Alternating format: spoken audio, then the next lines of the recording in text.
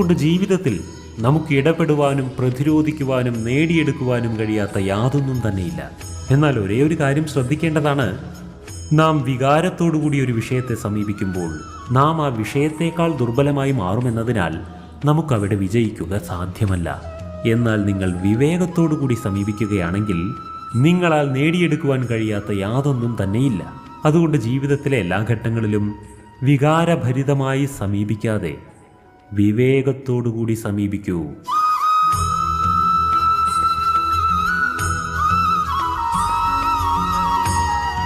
എന്നാൽ നിങ്ങൾക്ക് ഇത്തരത്തിൽ വിവേകമുണ്ടാകണമെങ്കിൽ നിങ്ങൾ ജ്ഞാനമാർജിക്കേണ്ടതാണ്.